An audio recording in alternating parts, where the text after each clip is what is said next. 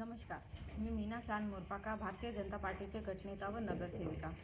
मागील 7-8 वर्षापासून जे फेरफार बंद आहे ते फेरफार सुरू करण्यात यावे याच्यासाठी आम्ही मागील मासिक महिन्यामध्ये पण जेव्हा मीटिंग झाली होती तेव्हा पण आम्ही याच्यासाठी निवेदन दिला होता, पण याच्यावर आतापर्यंत काही कारवाई झाली नाही।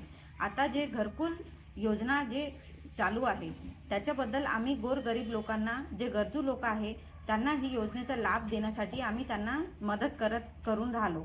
पण त्यांचे काही प्रश्न आहे की त्यांचे जे नजुलीच्या जमिनीवर त्यांचे घर आहे तर त्यांना हे घरकुलचं योजनेचा लाभ घेता येत नाही आहे। यासाठी फेरफार व नोटरी व टॅक्स चालू करण्यात यावे, कारण रजिस्ट्रेशन गोरगरीब लोकांना शक्य नाही, तेवढा 50-60 हजार रुपये खर्च त्यांनी करू शकत नाही।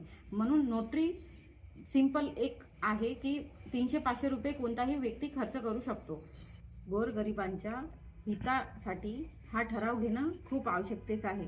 म्हणून माझी मागणी अशी आहे की जे उमेदवार निवडून आलेले आहे, जे 23 मेंबर आहे, अध्यक्ष आहे, तर त्यांनी सगळं ते गरिबांच्या मदतीने, त्यांच्या सहाय्यानेच आपण इथं निवडून दिलेले आहे।